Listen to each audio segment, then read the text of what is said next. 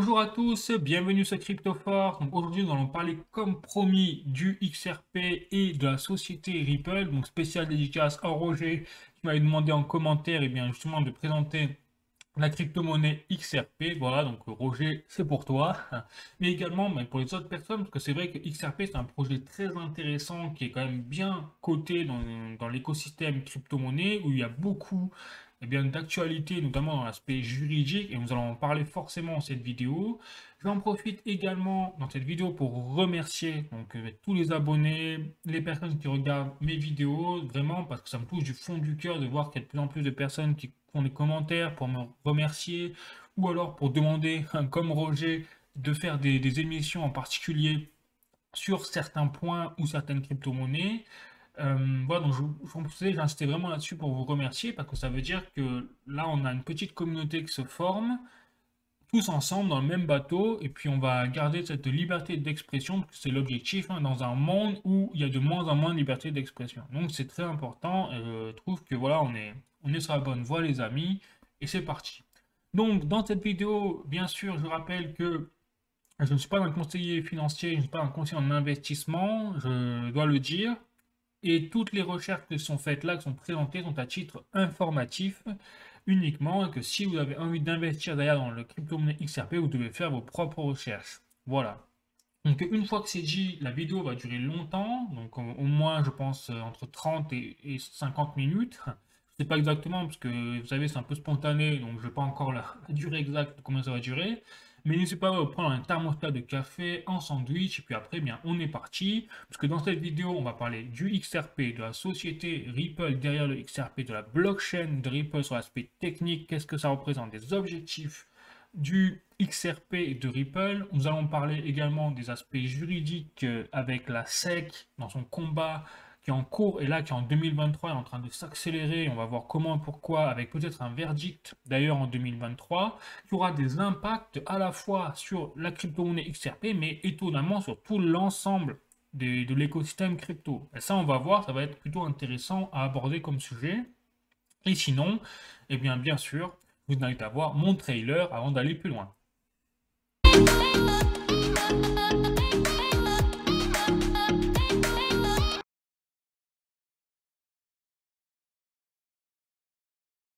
Donc, bien sûr, vous n'êtes allé voir mon site cryptoforce.fr où j'ai fait l'article entièrement sur le XRP, donc la crypto-monnaie XRP et la société Ripple, comme vous pouvez le voir avec le logo de la société Ripple. Donc, déjà, pour présenter, je vais commencer par vous montrer rapidement le site internet de Ripple. Comme ça vous donne juste une petite image de à quoi ça ressemble et comment ils sont représentés au niveau de l'image, hein, du marketing. Voilà, vous pouvez le voir ici. Donc bien sûr, je vous mettrai les liens comme d'habitude dans la description de la vidéo. Comme ça, vous pouvez faire vos propres recherches. Bon, déjà, je vais commencer par les objectifs de la crypto-monnaie XRP et du protocole XRP. Donc déjà, le protocole XRP a été créé en 2012 par Arthur Brito, David Schwartz et Ryan Fugger, qui sont tous les trois des développeurs de base.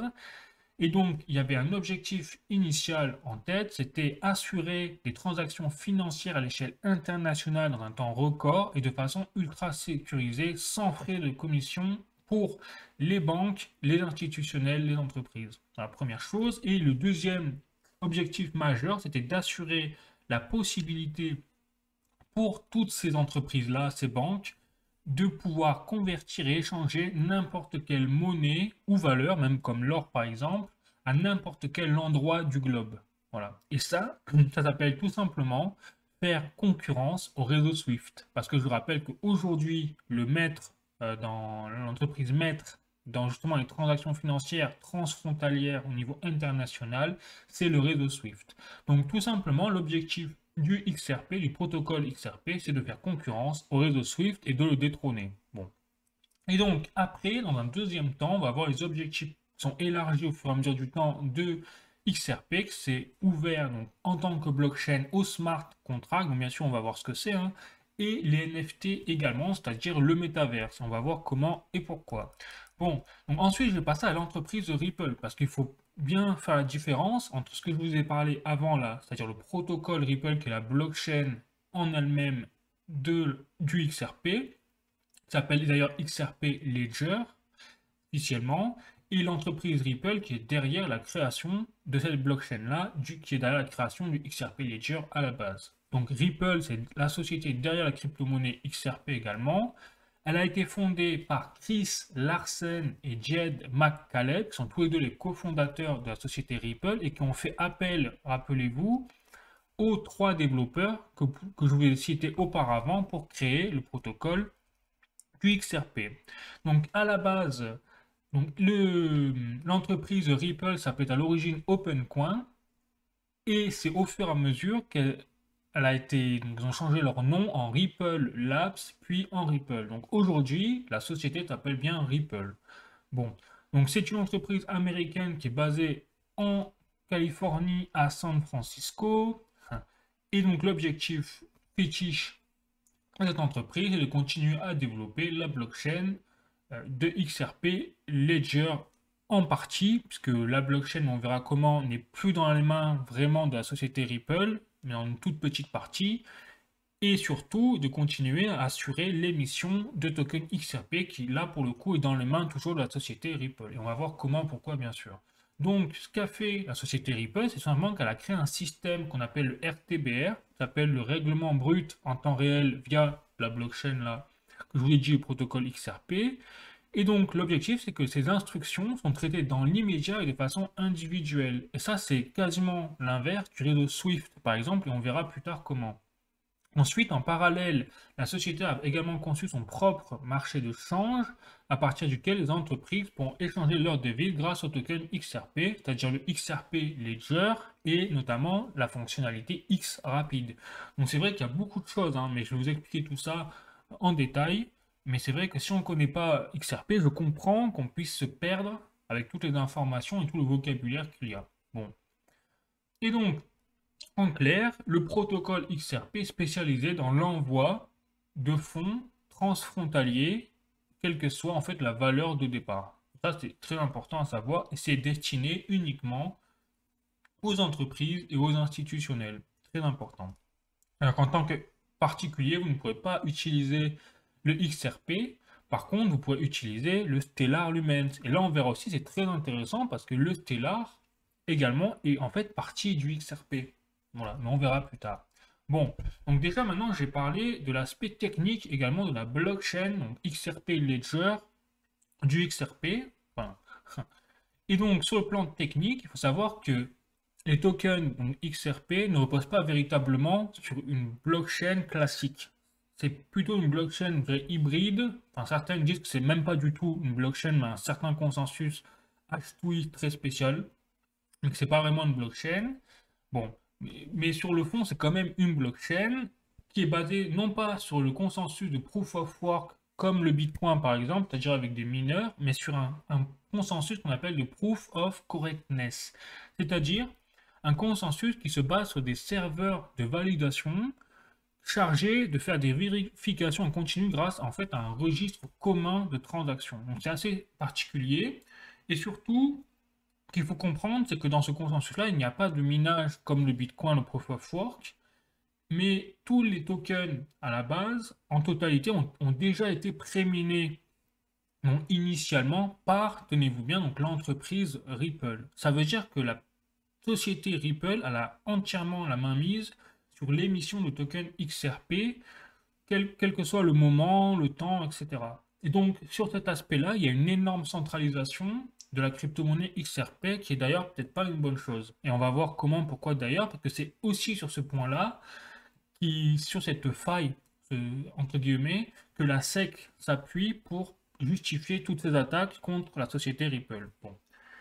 Ensuite, il faut comprendre, donc, comme je vous l'ai dit, déjà que le réseau, donc le protocole XRP, fonctionne sur le consensus de H2, c'est-à-dire qu'il n'est pas dans la main des utilisateurs ou des mineurs, mais uniquement dans les mains en fait, des propriétaires des serveurs de validation, qui sont forcément donc, des entreprises ou des banques, des institutionnelles, qui toutes elles aussi ont été recommandées par la société Ripple en tant que validateurs.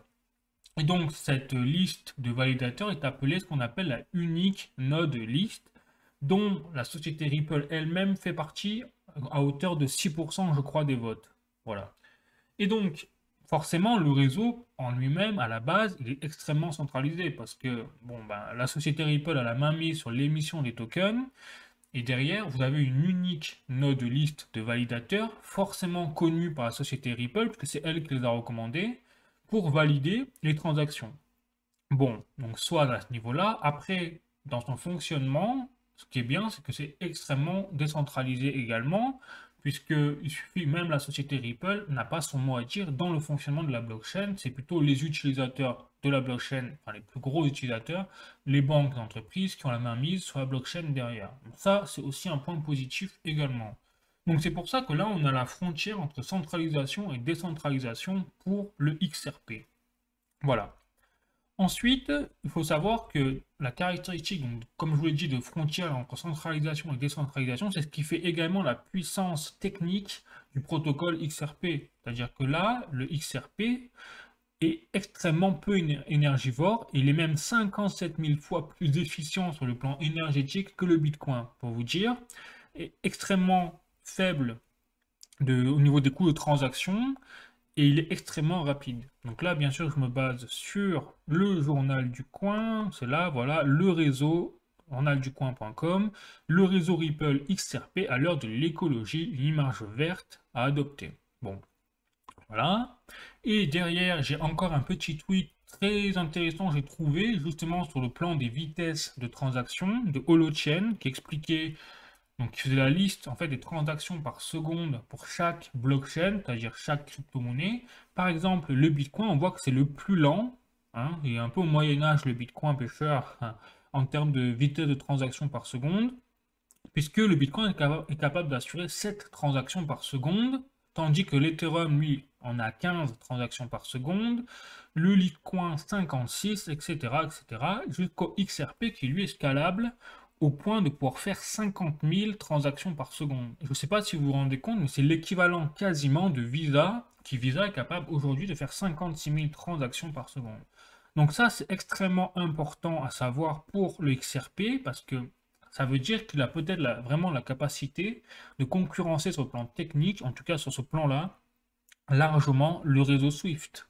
Donc ça, c'est une très belle caractéristique, très beau point positif pour le XRP, mais c'est malheureusement dû également à la centralisation euh, au détriment de la décentralisation du XRP. Donc on ne peut pas tout avoir, j'ai envie de vous dire, dans la vie. C'est un peu ça, hein. Ensuite, pour parler au niveau des coûts de transaction maintenant, regardez, ils avoisinent les 0,00001 XRP, en sachant qu'un XRP aujourd'hui coûte 0,035 centimes à l'heure de la vidéo que je vous fais. C'est-à-dire une ridicule. C'est très ridicule comme somme, comparé au coût de transaction des commissions bancaires, notamment du réseau Swift, et on va voir comment et pourquoi. Bon. Donc, pour résumer, sur le plan technique, le XRP, il balaye tout sur son passage, il n'y a rien à dire. Et donc, c'est vraiment ce point de centralisation qui fait également la force du XRP. Donc maintenant, je vais vous parler comment ça fonctionne vraiment au niveau schématique presque, l'envoi de XRP sur le plan concret. Donc déjà, il faut comprendre que vous avez donc la blockchain de XRP Ledger, ça s'appelle comme ça, c'est-à-dire du protocole XRP. Et au sein de cette blockchain XRP Ledger, vous avez donc tous les institutionnels, les validateurs du réseau, etc., sous la unique node list qui valide les transactions. Et au sein de cet écosystème du XRP, vous avez ce qu'on appelle la fonctionnalité X rapide, qui elle se base sur les liquidités crypto. Bon. Et donc c'est cette fonctionnalité X rapide qui va permettre derrière de faire en sorte que par exemple les entreprises ou les banques qui se servent des tokens XRP comme intermédiaires, je rappelle bien comme intermédiaires, donc peuvent donc déjà, donc on prend un exemple, prenons l'exemple d'une banque européenne située en Europe, qui veut envoyer de l'argent, donc de l'euro, à une banque ou une entreprise située aux États-Unis. Et donc, elle va réceptionner forcément en dollars. Eh bien, cette banque européenne va prendre ces euros, va les envoyer donc en passant par XRP Ledger et par X Rapide, sans qu'elle le sache forcément que ce soit X Rapide, hein, la fonctionnalité, mais en tout cas elle passe par XRP Ledger, et donc ces euros vont être envoyés au destinataire qui est la banque, l'entreprise américaine. Les euros vont être automatiquement convertis en XRP sans que personne ne le voie, et la banque donc dette située aux États-Unis, va recevoir automatiquement des dollars. Voilà. Et sans voir qu'il y a eu aussi une conversion en dollars de XRP en dollars au milieu. Bon. Et donc, en finalité, l'entreprise ou la banque va envoyer des euros, et donc d'un point A, et la banque à un point B recevra une autre monnaie fiduciaire. Mais là, on parle d'euros à dollars, mais ça peut être dollar, euro, ça peut être n'importe quelle monnaie fiat dans le monde, ça peut être de l'or, ça peut être tout ce que vous voulez, enfin, en tout cas en numérique, hein, en numérique. Et tout ça à une vitesse de entre 3-4 secondes avec un coût de commission de frais de transaction de 0,00001 XRP. Donc franchement, c'est une révolution à ce niveau-là, sur le plan technique, par rapport au réseau SWIFT. Et ça, on en parlera après comment et pourquoi, parce que là, à l'échelle des institutions, imaginez très bien que, par exemple, nous, quand on fait il faut savoir que là, en Europe, nous, on a ce qu'on appelle le réseau SEPA. Et d'ailleurs, quand vous faites un prélèvement SEPA, c'est très courant, eh bien c'est ça, c'est-à-dire que c'est un réseau qui est interne en Europe. Et donc vous ne payez pas de frais de commission, en général en tout cas. Par contre, quand vous voulez envoyer des fonds de l'Europe hors Europe, c'est-à-dire aux États-Unis ou dans d'autres pays asiatiques, etc., en Afrique, là vous passez sur le réseau SWIFT. Et là vous payez des frais de commission à l'échelle des particuliers qui peuvent s'élever entre 10, 15, 20 euros suivant les banques et qui peuvent donc être très chers. Par exemple, sur 1000 euros, eh bien, vous avez 1, 2, 3% qui partent en frais de commission. Voilà, donc déjà, première chose. Maintenant, imaginez à l'échelle maintenant des institutions, des banques, hein, qui, elles n'envoient pas 1000 euros, elles envoient des millions, des milliards de dollars, d'euros, etc. Et donc, les frais, même en seul pourcent, ça représente une somme colossale au final. Voilà. Donc là, on imagine, on voit très bien l'utilité d'avoir des faibles coûts de transaction pour les banques, les institutions, et donc pourquoi l'intérêt des banques et des institutions d'utiliser le protocole XRP plutôt que le réseau SWIFT, pour avoir des économies. Voilà. Maintenant, on va passer donc au prix du token XRP, volume également en circulation, tout ce qui est l'aspect technique des courbes. Je vais vous montrer ça, je suis sur Coin. Ah, par contre, j'ai oublié un article, mince. J'ai oublié de vous présenter cet article-là, ça s'appelle lerevenu.com. Donc, Ripple veut révolutionner les échanges bancaires. Donc, c'est exactement ce que je vous disais par rapport au réseau Swift. Bon, voilà, j'ai oublié de vous montrer. Maintenant, je vais vous présenter donc, sur coinmarketcap.com sur le XRP, donc elle est en 6e position au niveau de capitalisation boursière, donc c'est vraiment une très grosse crypto-monnaie qui fait partie du top 10, on le voit bien en termes de capitalisation boursière derrière le Bitcoin. Donc là aujourd'hui, à l'heure où je vous fais la vidéo, il coûte 0,35 centimes d'euros le XRP, comme je vous l'avais dit, et surtout, très point là où je veux mettre, et là c'est un petit carton jaune, même un gros carton jaune, c'est, vous voyez que l'offre en circulation de token XRP, vous avez l'offre maximale qui a 100 milliards de tokens et aujourd'hui vous avez 51% de tokens en circulation, c'est-à-dire 51 milliards à peu près. Et ça, il faut savoir que les 49% restants sont dans les mains de la société Ripple. Donc ça veut dire que si demain la société Ripple injecte tout ce qui reste d'argent, enfin de XRP, sur le marché de l'écosystème crypto, vous allez avoir une chute énorme, forcément, hein, des prix du token XRP. Vous allez quasiment doubler son nombre de tokens en circulation. Donc ça, c'est un point que si par exemple vous détenez le token XRP et que vous comptez investir dans le XRP, faites très attention à ça, parce qu'à l'avenir, il est possible qu'il y ait une chute massive des prix du token XRP si la société Ripple eh bien, s'amuse à tout balancer ses tokens en circulation en même temps. Voilà. Mais après, on en reparlera parce qu'effectivement, il y a toute une polémique là-dessus au niveau des cofondateurs, etc., et même au niveau juridique. Donc, on en reparlera plus tard dans l'affaire, quand je vous présenterai l'équipe du projet. Bon. Et donc, au niveau maintenant des courbes, donc là, vous voyez, je suis sur toute la valeur du XRP depuis donc, 2014. Hein, bon, on a quelques années près par rapport à sa création.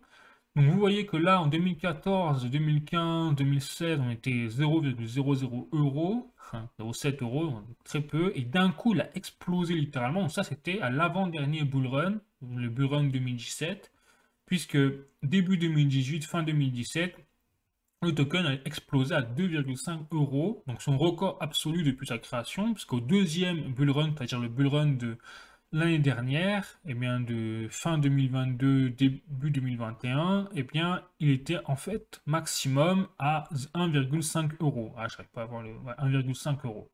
Voilà. Donc on voit bien que le dernier bull run, le pic a été moins fort que le premier bull run. Vous voyez, il y a une baisse. Donc est-ce que à l'avenir, au prochain bull run, on aura encore un pic qui sera moins fort et donc on sera autour plutôt des 1 euro ou 50 centimes. Mais bon, ce serait pas une plus grosse évolution par rapport aux 35 centimes que nous avons là. Est-ce que, au contraire, il va continuer à exploser en fonction de son utilité et de son arrivée à concurrencer le réseau Swift, mais aussi de sa façon de combattre la SEC dans son procès juridique? Donc je pense que là, le Ripple, il est un peu sur la corde raide, le XRP, hein, sur la corde raide, ou du moins, il est pas au bord du gouffre, hein, pas du tout, mais il est sur une pente, et suivant l'inclinaison de la pente, ce sera vers le mieux ou vers le moins. On peut dire ça. Et surtout que là, ce que j'ai remarqué, c'est que c'est en 2021, et c'est soit quelques mois après ce pic, hein, après l'annonce du procès entre la SEC et Ripple. Ça veut dire que ils ont eu une période là entre 2020 et 2021 où c'était très négatif pour l'image de Ripple qui a été attaquée en justice par le gendarme boursier américain. Et donc ça a fait beaucoup de bruit à l'époque. Donc est-ce que on peut se poser la question, est-ce que la courbe, le pic là, il a été réduit à cause de cette annonce-là, il y a eu moins de hype, les gens sont inquiétés au moment où c'était l'apogée pour le Bitcoin, et donc au moment où le Ripple aurait littéralement dû exploser comme toutes les autres crypto-monnaies, on peut se poser la question, mais personne ne sait parce que personne n'a de boule de cristal. Voilà, donc moi tout ce que je veux vous dire, c'est faites attention quand même, parce que outre cet aspect des prix, que là bon, je me suis fait plaisir en parlant un peu des prix, mais personne ne peut dire ce qui va se passer en termes de prix à l'avenir. Voilà. Mais par contre, c'est surtout ce point-là d'offre en circulation. Moi, je vous invite à vraiment faire attention là-dessus si vous détenez des XRP ou si vous voulez en acheter. Voilà. Je vais revenir donc à l'article. Bien sûr, on continue. Le prochain passage que je vous parlais maintenant, c'est le réseau Swift. Je vais vous présenter vraiment ce que c'est le réseau Swift et comment on va pouvoir faire la comparaison derrière avec le protocole XRP sur le plan technique. Donc déjà, ce qu'il faut savoir, c'est que le réseau Swift, donc c'est Society, si je fais l'acronyme, hein, Society for Worldwide Interbank Financial Telecommunication. Donc en fait, c'est un réseau qui est géré par l'entreprise Swift elle-même, hein, de base, et donc qui a été créé en 1973, donc quand même assez ancienne, hein. Et donc le principe de l'entreprise Swift, c'est en fait d'offrir un service de messagerie ultra rapide pour les transactions de plusieurs milliards de dollars à travers le monde dans un contexte d'échange transfrontalier. Ouais, donc là, je me suis basé sur la source de geoconfluence.ens à Lyon. Et donc, le réseau, voilà, vous allez le voir, hein, est reconnu à la fois par les gouvernements, utilisé également par les gouvernements, les banques centrales, les banques commerciales privées, les traders, entreprises courtiers, etc. Donc tout l'écosystème de la finance aujourd'hui repose à peu près sur le réseau Swift. Donc c'est énorme. À tel point que là, on voit l'évolution, vous voyez, du nombre de clients, de banques, d'institutions, de machins qui ont utilisé le réseau Swift désormais. On est passé de rien du tout en 1973 à une explosion nucléaire depuis, puisque là en 2021, on est à plus de 11 000 clients du réseau Swift, qui sont tous des gros clients, hein, comme je vous l'ai dit, des banques, etc. Et donc, pour vous continuer, pour donner une ordre d'idée maintenant, faire le comparatif au niveau technique, on va parler de la vitesse des transactions au niveau mondial du réseau Swift. Et là, je vous rappelle que je vous disais que le réseau Swift était ultra rapide. Hein. Mais pour ce que l'on connaît aujourd'hui, et donc là, ce qu'on appelle ultra rapide pour le réseau Swift, c'est au mieux, en optimisation, par exemple en Europe du Nord, on met 5 minutes pour faire une transaction financière sur le réseau Swift. En Amérique, on met 12 minutes. Par exemple, en Afrique du Nord, 22 heures. En France, en Europe, de façon générale, on met 39 minutes. En Amérique du Sud, on met 2h32 minutes. En Russie, 2h05 pour faire une transaction bancaire. Australie, 35 minutes. Et ainsi de suite. Donc on voit bien qu'il y a un énorme décalage quand même entre le réseau, le protocole XRP qui propose des vitesses de transaction entre 3 et 4 secondes, n'importe quelle localisation que ce soit, hein, vous pouvez faire que ce soit en Asie ou en Afrique, etc. Contrairement au réseau Swift, qui lui, il a la ramasse, hein, par rapport au protocole XRP, quand on regarde la vitesse de temps et surtout les coûts de transaction. Parce que là, les coûts de transaction, j'en ai déjà parlé. Mais les coûts de transaction pour les banques à l'échelle de milliards de dollars, c'est une énormité. Voilà. Donc tout cela fait également que derrière, il y a pas que cet aspect-là, il y a également l'aspect écologique. Et là, on va en parler, puisque je me suis amusé, entre guillemets, à faire des calculs. Vous allez voir comment et pourquoi. Et justement, donc le but là, maintenant, ça va être de faire le comparatif sur l'empreinte carbone entre XRP Ledger, c'est-à-dire la blockchain du XRP, et le réseau Swift. Et donc, pour ce faire, je me suis basé sur les émissions de CO2. Donc là, vous voyez la compte CO2.com sur donc, les paiements donc, par carte bancaire, paiement internet, chèque et espèces. Et en fait, ça je ne savais pas, mais c'est même intéressant de savoir. Par exemple, un paiement par carte bancaire au niveau écologique, ça coûte 3 grammes de CO2. Un paiement par internet coûte 4 grammes de CO2. Et ainsi de suite. Et les chèques, c'est 15 grammes. Et les espèces, paiement par espèce, c'est 22 grammes. Bon. Voilà. Et donc, du coup, ce que j'ai fait, pourquoi j'ai pris ces chiffres-là, c'est parce que derrière, je voulais comparer avec donc, le réseau protocole donc, XRP. Et donc, je me suis basé sur le minimum, c'est-à-dire le paiement par carte bancaire. C'est-à-dire, j'ai pris 3 grammes de CO2 parce que le réseau Swift, je me suis dit, le paiement par réseau Swift, logiquement, c'est comme un paiement par Internet. Logiquement, enfin, bon. Donc normalement, j'aurais dû prendre 4 grammes. Mais là, j'ai pris paiement par carte bancaire parce que j'ai pris le minimum en termes de... Comme ça, voilà, on est sûr d'être dans les clous peut-être en termes de comparaison. Et donc, maintenant, je suis parti sur le calcul, je fais le même calcul pour la blockchain du Ripple, donc, qui elle consomme 0,0079 kWh pour une seule transaction. C'est-à-dire quand on fait la conversion en grammes de CO2, ça fait 0,79 grammes de CO2 par transaction. Ça veut dire que même si on prend par exemple le paiement par carte bancaire en comparaison, eh bien une transaction avec la blockchain Ripple consomme 26% seulement de l'équivalence en paiement par carte bancaire en termes d'émissions CO2. Ça veut dire que là, on a, et encore là, j'ai pas pris 4 grammes, mais si on prend vraiment les paiements par Internet pour faire la comparaison avec le réseau Swift, qui paraît le plus logique, je pense, et bien là, on sera encore moins, on sera à 15%. C'est-à-dire que la blockchain totale du Ripple consomme entre 15 et 20% de la consommation totale du réseau Swift. Donc là, c'est énorme. Enfin, là, on a un vrai axe de travail si on veut vraiment faire changer les choses au niveau écologique. Plutôt que de taper sur les crypto-monnaies en disant machin, le Bitcoin, tout ça. Ok, le Bitcoin, c'est très énergivore, par exemple. Mais quand on voit les aspects derrière, quand on parle jamais de l'aspect énergie que consomme le réseau Swift, les mails, etc., bien là, grâce à la blockchain, grâce au XRP, on a une véritable axe de travail au niveau écologique sur l'aspect des transactions bancaires. On le voit bien. Je fais le calcul. Et je suis plutôt fier de moi. Si c'est vrai, si les calculs sont bons. En tout cas, donc si vous avez la possibilité de faire les calculs, les refaire, les confirmer en commentaire que c'est des bons calculs, n'hésitez pas. Bon, voilà.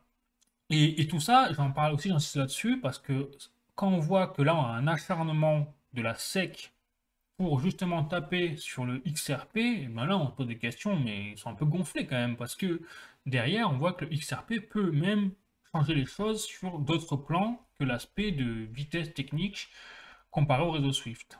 Voilà. Bon, maintenant je vais passer aux partenaires et les utilisateurs du protocole XRP. Donc là, je me suis basé sur Wikipédia, hein, je ne suis pas allé chercher très loin, parce que bon, ils ont tout, c'est très intéressant.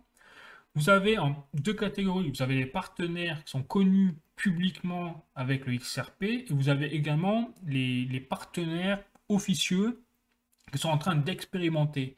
Simplement, le protocole XRP, la crypto-monnaie XRP sur d'autres cas d'utilisation. Et bien sûr, nous allons parler de ces cas d'utilisation parce qu'il y a des choses quand même extrêmement intéressantes. Donc déjà, les partenariats connus publics pour le XRP, il y a des entreprises extrêmement, donc des poids lourds, hein, notamment Accenture, il y a également Deloitte, donc des entreprises très connues. Il y a Heartport, Expertus, mais il y a également des banques, notamment donc la banque Argentaria BBVA, il y a la banque Axis Bank, il y a également des banques du Canada, comme la Royal Bank du Canada qui utilise donc le XRP Ledger. Il y a la banque australienne, notamment. Vous avez également une banque d'Abu Dhabi. Vous avez des entreprises donc japonaises. Vous avez la Cross River Bank. Vous avez même des banques américaines. Vous avez des banques, donc Shanghai Huarui Bank. Donc j'imagine c'est une banque chinoise. Enfin, on voit bien qu'il y a quand même tout un panel au niveau mondial qui utilise déjà le XRP d'entreprises extrêmement connues ou de banques extrêmement poids lourds. Voilà. Et au niveau des expérimentations, maintenant on va passer à ça. Et bien sûr, là, ce que je vous ai décrit, c'est une petite partie des partenaires officiels de Ripple, de la société Ripple. Parce qu'en tout, Ripple posséderait à peu près entre 200 et 300 partenaires utilisateurs en banque, institutions, etc. du réseau XRP Ledger. Donc c'est déjà pas négligeable. Et d'ailleurs, je vais monter par rapport au réseau Swift. Vous voyez, quand le réseau Swift a été créé en 1973, il avait à peu près le même taux. C'est-à-dire jusqu'à 1976, même il a baissé en nombre de clients avant de remonter. Et j'ai l'impression que le Ripple, c'est peut-être la même courbe d'évolution. Donc là, ça va être intéressant. Peut-être que dans les 20-30 prochaines années, ce sera Ripple qui va augmenter son nombre de clients au fur et à mesure que Swift va peut-être perdre nombre de clients. Je ne serais pas étonné en tout cas sur ce plan-là, puisqu'il n'y a que des avantages pour les banques et les institutions d'aller vers Ripple. Voilà. Bon.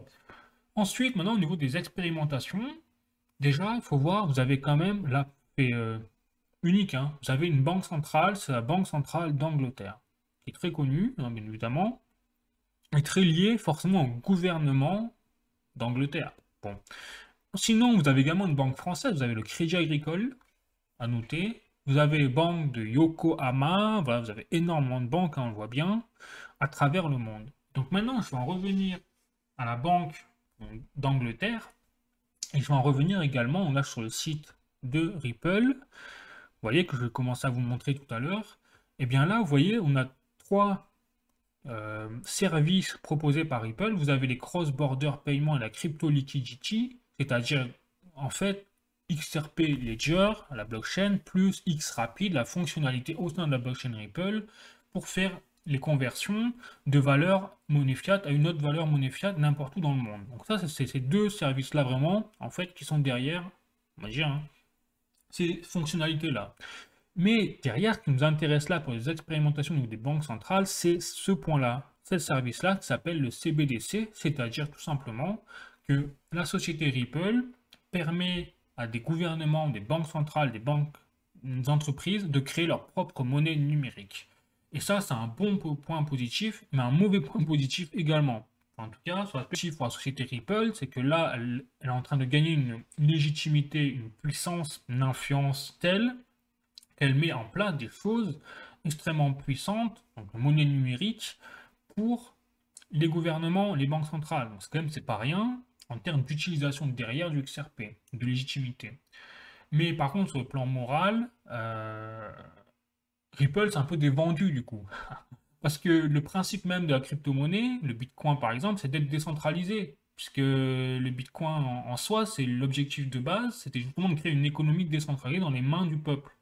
Or là, on voit bien que XRP, la crypto-monnaie XRP, c'est une crypto-monnaie à la frontière de la décentralisation, comme je vous l'expliquais, qui met quelque part ses connaissances techniques et son XRP dans les mains des gouvernements, des banques centrales, pour qu'ils puissent eux-mêmes créer leur propre monnaie numérique à l'image du XRP, extrêmement, donc, de leur côté, hein, centralisée, pour pouvoir contrôler les citoyens, les civilisations, les populations derrière. Donc là, sur le plan moral, voilà, c'est moyen quand même. Hein. Mais bon, et c'est comme ça, et voilà, donc je vous montre en toute objectivité, hein, enfin, possible. Voilà, en tout cas, le XRP a vraiment énormément de potentiel technique. Bon. Ensuite, donc là, je vous montre également donc un article de cryptost.fr. Vous voyez, hein, Ripple XRP rejoint la Digital Pound Foundation pour aider le Royaume-Uni à construire sa monnaie numérique. Voilà. Ah.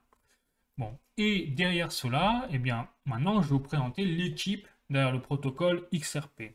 Donc, déjà, je vais vous présenter les les cofondateurs de la société Ripple. Et puis après, je vous parlerai également des développeurs du protocole XRP. Donc, les cofondateurs, vous avez Jeb McCaleb et Chris Larsen en deuxième. Jeb McCaleb, lui, il a fondé donc, la société avec son comparse Chris Larsen en 2012. Et un an plus tard, il a quitté la société Ripple pour créer, tenez-vous bien, la fondation, une fondation Stellar Lumens. Enfin, ça, c'est assez étonnant parce que on voit que un an après la création, Jay McCaleb est parti, il a créé la fondation Stellar, le Stellar Lumens, qui cette fois est à destination des particuliers. Donc ça, c'est peut-être une vidéo que je prévois de faire par la suite pour présenter le Stellar Lumens, parce que ça veut dire que nous, à l'échelle des particuliers, nous avons, si vous voulez, même vous, envoyer des fonds à l'étranger en mode transfrontalier hors CEPA, sachez que vous avez la possibilité de faire comme le XRP, mais là, vous avez le Stellar qui sera adapté pour vous, pour les particuliers. Et donc, ce sera le même principe. Ce sera une transaction extrêmement rapide, à moindre coût et moins énergétique, enfin moins énergivore sur le plan écologique. Voilà, donc ça c'est aussi une petite parenthèse pour vous dans le particulier. Voilà. Et donc, Jeb McCaleb, voilà, il y a eu toute une polémique sur lui, puisque là je vous montre l'article, hein. Cryptost.fr aussi, toujours, Jeb McCaleb a enfin fini de vendre tous ses XRP. Parce que bien évidemment, comme je vous l'ai dit auparavant, vous avez 49% des tokens qui sont encore, qui ne sont pas en circulation de XRP, qui sont dans les mains de l'entreprise. Mais sur ces tokens-là, vous avez également 20% des tokens qui étaient dans les mains des cofondateurs. Et donc, la polémique qu'il y avait, et justement, il y a un pan aussi juridique, c'est la SEC qui a attaqué les cofondateurs en plus d'entreprises Ripple parce que justement, il y avait un aspect de centralisation, également de détention privée de tokens XRP. Et donc, la polémique, c'était que si Jeb McCaleb vendait à lui tout seul tous ses jetons, ça pouvait faire chuter les prix du XRP. Et donc, ce qui s'est passé, c'est que Jeb McCaleb s'est donc obligé à lui-même, il n'avait pas le choix de toute façon, que de vendre tous les mois une certaine somme, ou tous les 3 mois, ou peu importe, certaines sommes régulièrement de ces tokens XRP. Et donc en 8 ans, il a mis 8 ans pour vendre la totalité de ces jetons XRP. Voilà. Et donc aujourd'hui, Jeb McCaleb n'a plus rien à voir avec la société Ripple. Il est aujourd'hui le CTO, c'est-à-dire le directeur technique de la fondation Stellar. Bon. Ensuite, vous avez l'autre cofondateur, lui, Chris Larsen. Et lui, Chris Larsen a été donc le PDG CEO de la société Ripple de 2013 à 2016. Puis, depuis, en fait, il est devenu le président exécutif, c'est-à-dire le DG, il est passé un cran en dessous. Mais je pense que ça, c'est pour profiter justement de ses sous, parce qu'il est aujourd'hui, donc comme l'indique CNews, je vous montre l'article, le cofondateur de Ripple devient l'un des hommes les plus riches du monde. Et là, on parle bien de Chris Larsen. Donc là, il veut peut-être moins de... Ou même au niveau juridique, on imagine, il a dû peut-être démissionner, son poste de PDG, je ne sais pas. Voilà, en tout cas, il n'est plus PDG, il est DG. Bon. Maintenant, je vais passer au créateur du protocole XRP. Donc vous avez les 3 principaux créateurs du protocole, la blockchain du XRP Ledger, c'est Arthur Brito. Donc lui aussi original, vraiment, c'est que on ne sait pas du tout à quoi il ressemble physiquement. Il n'y a aucune image de lui sur Internet et l'homme, il est très discret et il veut surtout pas être reconnu. Mais il existe réellement parce qu'il y a des employés de Ripple qui assurent qu'il existe, qui l'ont rencontré, qui l'ont vu, qu'il est même très intelligent apparemment. Bon, voilà. Ensuite, donc là, je vous montre l'article de bitcoinexchangeguide.com. Donc, Ripple co-founder, c'est-à-dire le cofondateur Arthur Brito, donc continue de travailler comme conseiller. Voilà, donc là, il est conseiller encore le bonhomme. Bon. Ensuite, vous avez David Schwartz, donc l'autre cofondateur, co-créateur du protocole. Donc, il est CTO de la société, c'est-à-dire qu'il est devenu aujourd'hui le directeur technique de la société Ripple, pour la partie développement informatique bien évidemment. Donc en fait il dirige tout le pôle de développeurs. Et enfin vous avez Ryan Fugger, et lui Ryan Fugger c'est on va dire le cerveau réellement du protocole XRP. Puisque Ryan Fugger c'est celui qui a bossé, qui a créé lui-même le concept du XRP. Et il a commencé déjà en 2004, c'est-à-dire avant même d'imaginer le Bitcoin. Donc ça, c'est fort. Et donc, en fait, c'est plus tard, c'est quand Jeb McCaleb et Chris Larsen l'ont contacté, comme ils ont contacté également David Schwartz et Arthur Brito, qu'il a rejoint Ripple Labs à l'époque, ça s'appelait comme ça, en 2012. Et aujourd'hui, Ryan Fugger a aussi une place de conseiller au sein de la société Ripple. Parce que là, il n'y a plus de personnes aux manettes, là, si je vous dis ça comme ça. Donc, il faut parler de Brad Garlinghouse, vous avez sûrement entendu parler de lui, qui est aujourd'hui le PDG officiel, qui a rejoint donc Ripple en 2016, et depuis 2016, il est le PDG, mais il n'est pas le fondateur, hein. Et donc, il était auparavant PDG de Hightail, une entreprise spécialisée dans les services cloud. Donc, il a une grande expérience, Brad Garlinghouse, dans le domaine tech, et surtout dans le domaine des cryptos notamment. Voilà pour la présentation de l'équipe dans le projet qui, comme vous l'avez vu, on a vraiment des aspects solides en termes de compétences techniques de la part des développeurs qui savent ce qu'ils font. Et derrière, on a aussi quand même, on voit un peu le chaos au niveau de la tête, de la direction de l'entreprise Ripple, parce qu'il y a eu beaucoup de changements. Il y en a un qui est parti carrément pour aller créer sa propre société concurrente quasiment, sans l'être vraiment, hein, de la société Ripple. Bref, voilà. Donc ça peut aussi expliquer les failles et l'aspect juridique derrière, le procès de la SEC contre la société Ripple. Et maintenant, on va en parler, on va voir tout ça en détail. Donc, les problèmes juridiques de Ripple, ça a commencé en 2015 avec une première condamnation de la FinCEN à une amende de 700 000 $ pour ne pas avoir respecté la loi sur le secret bancaire. Donc là, j'ai retrouvé carrément le, la déclaration de la FinCEN. Donc je rappelle que la FinCEN, c'est un organisme aux États-Unis. Donc c'est le Financial Crimes Enforcement Network. Vous voyez, donc c'est pas rien, c'est un département assez costaud là-dessus. Et donc c'est eux qui ont mis 700 000 $ d'amende quand même à la société Ripple pour les raisons donc de ne pas avoir respecté la loi sur le secret bancaire. Voilà. Donc je vous mettrai bien sûr tous les liens en source hein, pour feuilleter, pour regarder par vous-même et tout. Et donc, par la suite à cette amende, donc Ripple a été obligé de payer, hein, bien évidemment. 700 000 $ c'est mal quand même, hein. Et ensuite, ils ont été obligés de se mettre conformes donc, aux lois américaines. Donc ça, ok, il n'y a pas eu de problème, sauf que là, ça a continué à... Les débords juridiques ont continué. Ensuite, en 2020, c'est là où je commençais à vous en parler quand je vous montrais les courbes de prix des tokens. Et voilà, en 2020, c'est la SEC, donc la SEC, c'est le gendarme boursier américain, qui a mis un procès contre Ripple et ses dirigeants, notamment Garlinghouse et notamment Chris Larsen, justement, pour la raison, c'est pour ne pas avoir enregistré le XRP en tant que titre financier d'une valeur de 1,3 milliard de l'époque. Voilà. Donc là, j'ai l'article en source, je suis sur le site, vous voyez, de la SEC. Donc la SEC, c'est le Securities and Exchange Commission. Il faut savoir qu'aux États-Unis, securities, ça veut dire justement les titres financiers, et securities, c'est un terme, une définition particulière que je vais vous montrer après, qui explique justement, et qui va expliquer également, suivant le verdict du procès, si les cryptos tombent ou non dans le terme securities, et si les cryptos tombent dans le terme securities, ça veut dire qu'ils sont considérés comme des titres financiers aux États-Unis, et donc qui seront considérés quasiment au même titre qu'une action boursière.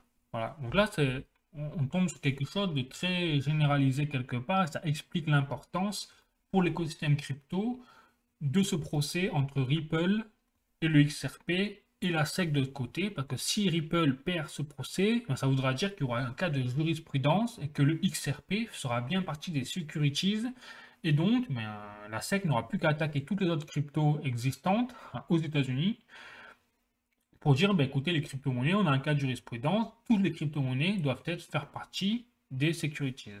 Voilà, on explique l'importance. Et donc, cet article, il montre bien, vous voyez, que Ripple, enfin la SEC charge Ripple et les deux chefs, c'est-à-dire Carl Garlinghouse et Chris Larsen, de ne pas avoir enregistré 1,3 milliard de $ sur la valeur de leur XRP. Voilà. Et donc, dans ce même article, hein, parce que là, je ne vous ai pas montré, c'est en anglais, eh bien, vous avez Marc P. Berger, c'est-à-dire le directeur adjoint de la SEC, en tout cas à l'époque, qui a déclaré ici, nous alléguons que Ripple et ses dirigeants ont échoué pendant des années à satisfaire à ces dispositions fondamentales de protection des investisseurs. Et par conséquent, les investisseurs n'avaient pas les informations auxquelles ils avaient droit. Donc si on comprend bien, aux États-Unis, là, ils ont attaqué la SEC, Ripple, pour un, ne pas avoir enregistré les XRP comme titre financier, et deux, pour ne pas avoir assez prévenu les investisseurs du XRP sur leurs droits fondamentaux, justement sur l'aspect de ne pas avoir enregistré le XRP. Voilà. Et donc, il faut savoir maintenant ce que la définition d'une securities, hein, là je vous l'ai mis, eh bien, les securities, pour considérer là-bas aux États-Unis qu'un quelque chose fait partie des titres financiers, c'est-à-dire securities, eh bien, il faut que le security soit un investissement, soit réalisé grâce à la production d'un travail fait par des tiers, soit créé donc au sein d'une même entreprise avec de l'argent ou une réserve de valeur et dans l'attente de profit.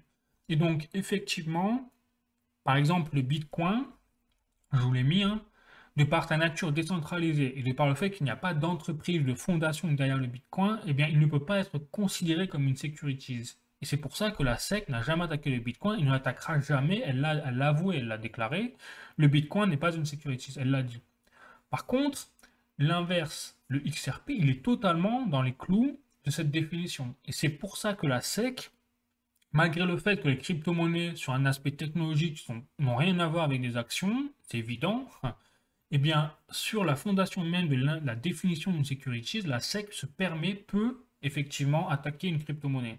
Enfin, sur cet aspect-là. Et donc, le XRP, comme je vous l'ai déjà expliqué, comme il a 100% émis et contrôlé par Ripple, eh bien forcément, c'est donc un investissement parce qu'il a permis de financer la société Ripple dans le développement de la blockchain XRP Ledger. Il a été réalisé grâce à la production d'un travail fait par des tiers. Eh bien oui, parce qu'il y a eu les trois développeurs qui ont travaillé dessus, et notamment les équipes, on imagine, à côté, mais financées par qui? Par la fondation, par, Ripple, pardon. Vous avez au sein d'une même entreprise, ben oui, Ripple, avec de l'argent, une réserve de valeur, eh bien oui, l'émission même de l'argent créé par Ripple, et dans l'attente de profit, bien évidemment, puisque vous aviez 20% de cet argent-là qui était détenu par les cofondateurs, et c'est pour ça qu'ils ont été attaqués même à titre particulier. Voilà. Donc, dans ce contexte-là, on a vraiment, donc là en 2023, le procès est en cours, hein, parce qu'il date de 2020, donc là il est toujours en cours. Et ce qui se passe, c'est qu'entre 2020 et 2023, vous avez des millions de mails d'employés de Ripple qui ont été épluchés donc déjà par les tribunaux américains et par la juge qui est en charge justement du procès. Et donc, la question là qui revient sur toutes les lèvres pour à la fois le procès XRP et à la fois pour les autres crypto-monnaies, c'est est-ce que oui ou non, la crypto XRP est un titre financier, simplement. Et si c'est le cas, ben ça veut dire que toutes les autres crypto-monnaies qui sont dans la même configuration de définition de securities, qui correspondent à une fondation ou à une entreprise aux États-Unis, seront considérées comme des securities et donc tomberont sous la juridiction de la SEC.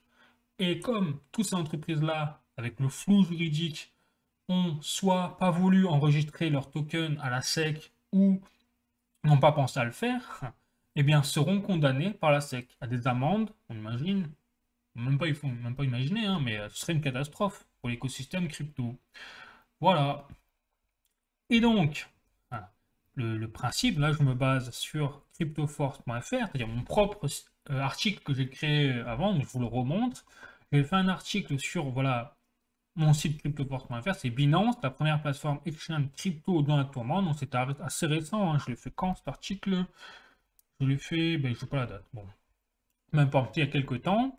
Et en fait, ce que je voulais montrer là-dedans, c'est que effectivement, si là on est dans un contexte où la SEC, on le voit bien, elle part en croisade totalement contre notamment les crypto-monnaies, les plateformes exchange et surtout les stablecoins, on l'a vu. Et ça, je vous le répète, et c'est le paradoxe de toute l'affaire de XRP, quand je fais l'analyse maintenant un peu géopolitique, c'est que, je vous l'ai dit, Ripple, il a un service qui permet de créer les CBDC, c'est-à-dire les monnaies numériques des États, des banques centrales.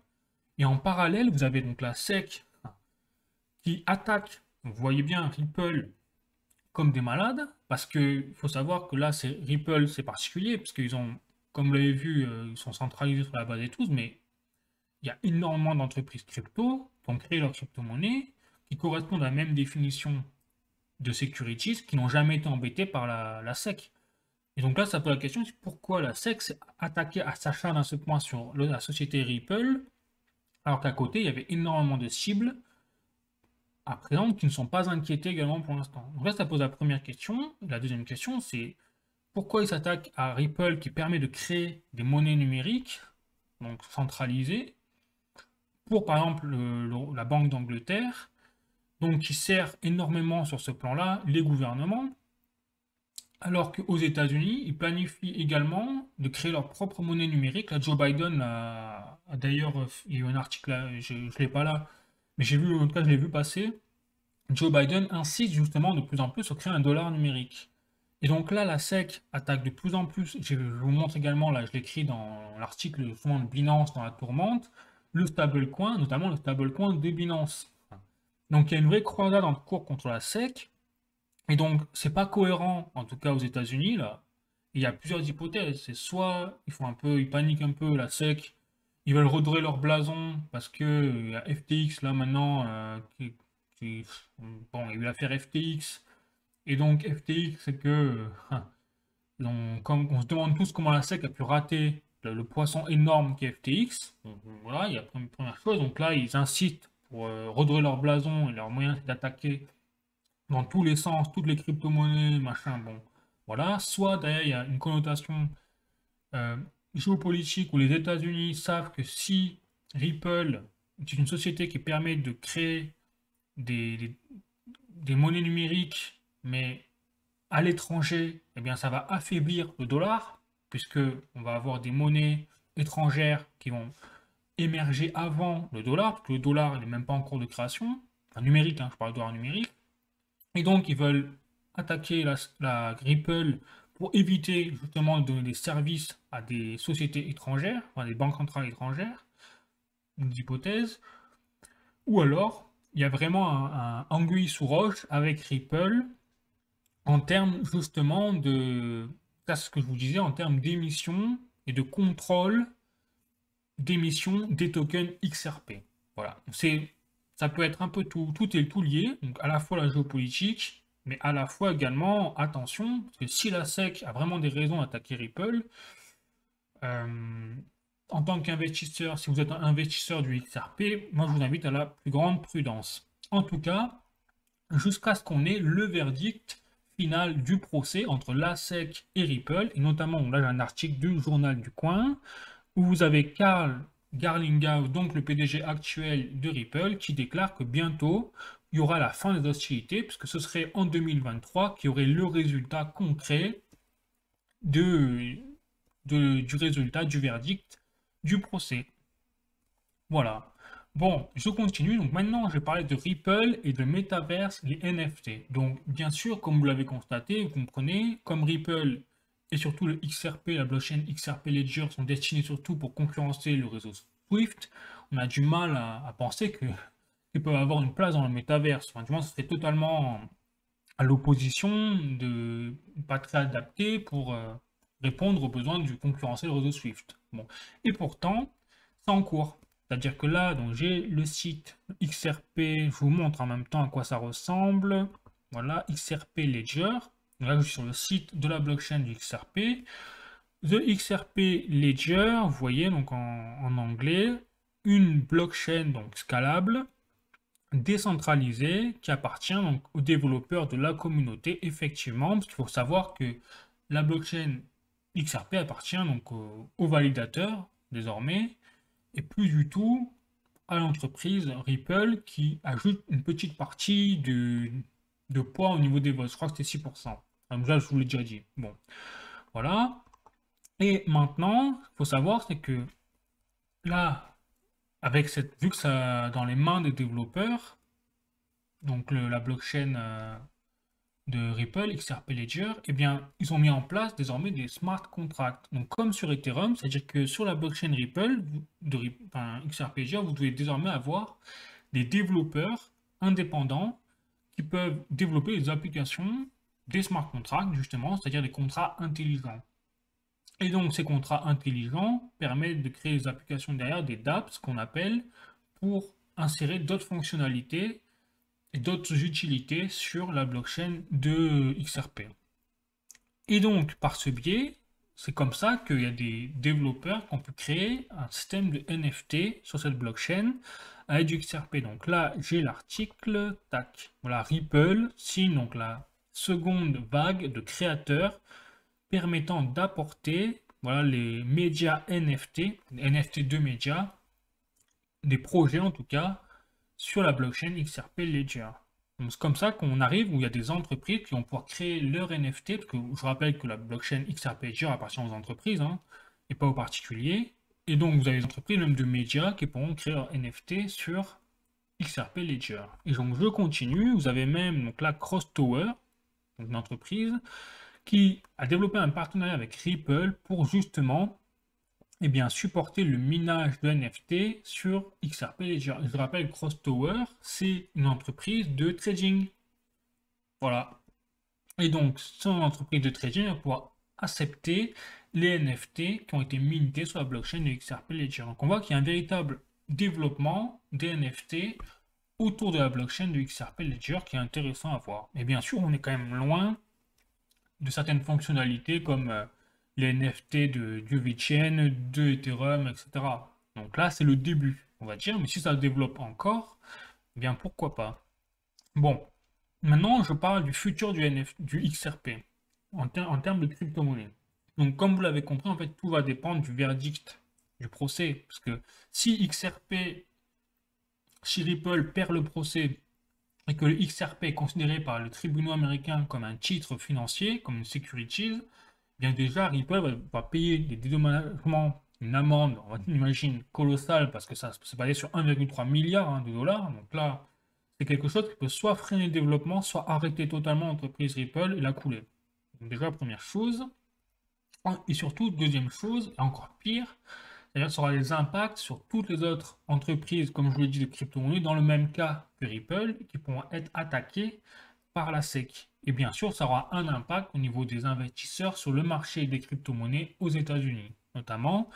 Après, sur le plan géopolitique, ça aura un impact. Ce sera un impact que les États-Unis seront vus comme un pays anti-crypto quelque part, ou trop sévère avec l'écosystème des crypto-monnaies sur ce plan-là. Et donc, les investisseurs vont se détourner de plus en plus du dollar. Encore plus, que je parle souvent du dollar, vous savez, de la place, de la puissance du dollar, de l'euro, là en ce moment avec la guerre Russie-Ukraine, etc. Et c'est vrai que là, c'est une balle dans le pied que se tire, enfin, en tout cas à mon sens, hein, les régulateurs américains, le gouvernement américain, sur l'aspect d'investissement étranger sur le sol américain en termes crypto, simplement. Ensuite, par contre, si Ripple remporte le procès contre la SEC, cette fois, là, ce sera vraiment une route, je pense, royale pour le XRP. Déjà, ça veut dire que le XRP ne sera pas considéré comme un titre, que Ripple ne va pas payer d'amende, c'est la première chose, qu'elle sera rendue encore plus légitime dans son droit de proposer des monnaies numériques à d'autres banques centrales et surtout de concurrencer le réseau SWIFT, donc là, très important. Et surtout, eh bien, il y a fort à parier que le prix du XRP, avec donc, le développement qui est le cas et avec l'aspect positif que prend sa victoire contre la SEC, va exploser. Normalement, c'est pas logique. Donc, la conclusion, maintenant, c'est que le XRP, c'est effectivement très particulier. C'est-à-dire que même au sein de l'écosystème crypto, la blockchain du protocole XRP est très particulière. C'est un peu une blockchain hybride qui fonctionne dans un consensus de proof of correctness très particulier.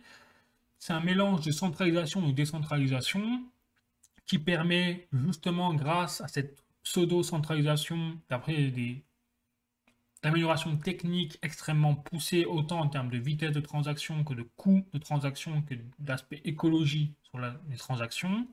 C'est aussi le XRP, donc la société Ripple, a un système qui permet de faire concurrence au réseau SWIFT sur tous les niveaux, qui permet de construire des monnaies numériques pour les banques centrales, les gouvernements. Et donc, si tout dépendra voilà, du verdict du procès en 2023, et tout porte à croire que c'est cette année, en 2023, qu'on saura eh bien, l'avenir un peu plus ou moins brillant du Ripple, de la société Ripple, du XRP, ou au contraire, si de l'arrêt total, et de la catastrophe pour l'écosystème crypto ou pour l'écosystème de la société Ripple et de sa crypto-monnaie XRP. Voilà. Donc sur ce, eh bien écoutez, j'espère qu'on a fait le tour. J'ai peut-être oublié des choses, il y a peut-être des choses qui sont peut-être pas précises ou peut-être incorrectes, si je puis passer à côté de certaines choses. N'hésitez pas à me mettre en commentaire si vous les constatez. Vraiment, on est là pour échanger tous ensemble, hein, de faire une communauté, hein, comme je vous l'ai dit.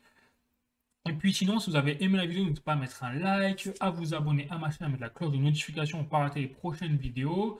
Et puis sur ce, eh bien écoutez, je vous souhaite une bonne journée, un bon week-end également. Et puis je vous fais la bise, à bientôt. Ciao.